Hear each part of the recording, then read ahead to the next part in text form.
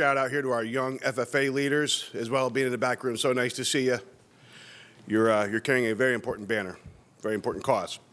So, Mr. Secretary, last year we had a discussion during budget hearings concerning industrial hemp. So if it's cool with you, I'd just like to have a continuation of that conversation and dialogue. And because this hearing is televised and it's being recorded, it's going to be on YouTube. I always like to take a moment to perhaps clear the air. So if you would just confirm for me and anybody that perhaps would be misinclined that industrial hemp does not have any intoxicating qualities. You can't get high by smoking industrial hemp, correct? That is correct. Okay, thank you. So we discussed last year industrial hemp, Mr. Secretary, really, industrial hemp cultivation was still in its infancy. I believe now it has grown some legs. We've removed the cap on acreage. We've removed the cap on permits. Can you talk to us about how that has accelerated and what kind of potential we have in industrial hemp, please? Yeah, thank you. Thanks for the question and continued support. It's interesting, for a crop that was so prevalent in Pennsylvania for centuries, disappeared for 77 years. Right, by an act of the federal government. And back in 2014, the federal farm bill gave us some authority. The state responded in 2016 and 2018. My whole point is in the course of 5-6 years, we've moved from being completely prohibited to now being back in the game, right? And it's really been an extraordinary story, not without its challenges.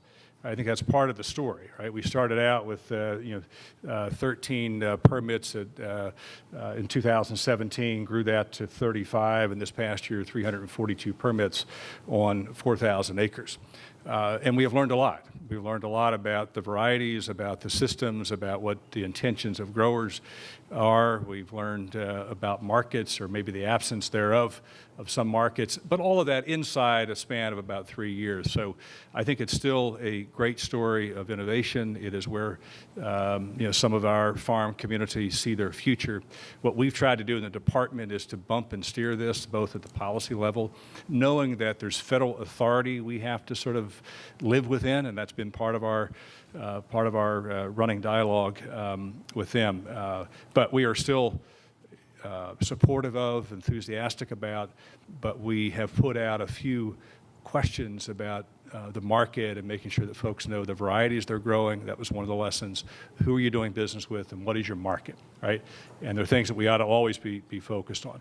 For 2020, just pleased to say that application period is open, and we do need, however, some further guidance from the U.S. Department of Agriculture. We've submitted our plan to them, and we desperately need some guidance from the Food and Drug Administration relative to the CBDs and where is that in the market, and the allowances around food products.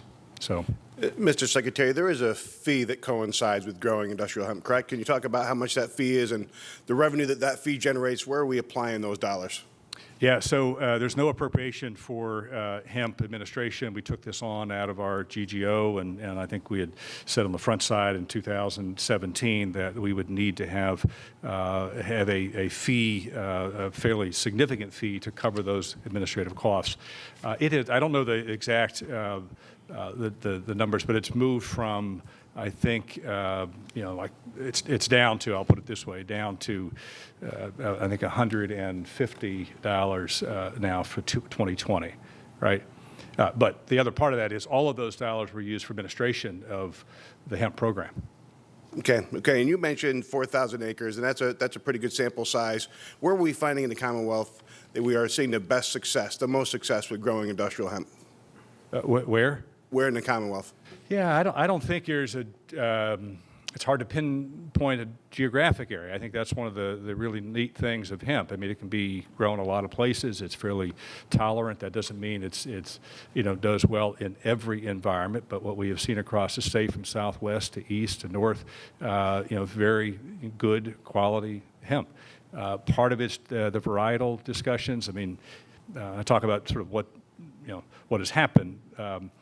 We don't have the long history of hemp research in the U.S., Pennsylvania for that matter. So our varieties that we have to, you take somebody else's recommendation on. But I think it's universally across the state is a good place to grow. Part of it is the variety, part of it is the market, part of it's what your intended use of the crop would be, right? So I think that's part of this conversation that we're having about those fiber varieties versus seed varieties versus oil versus CBD. All of those do different, have different attributes, of course, but also respond in different environments. But I think at the outset, we know a lot more now, 3 years in, about industrial hemp. Mr. Secretary, I see our time is up. I want to thank you for all the time and effort that you spend in Wayne and Susquehanna County. You're always welcome in the 111th Legislative District. Be well. Yeah, thank you.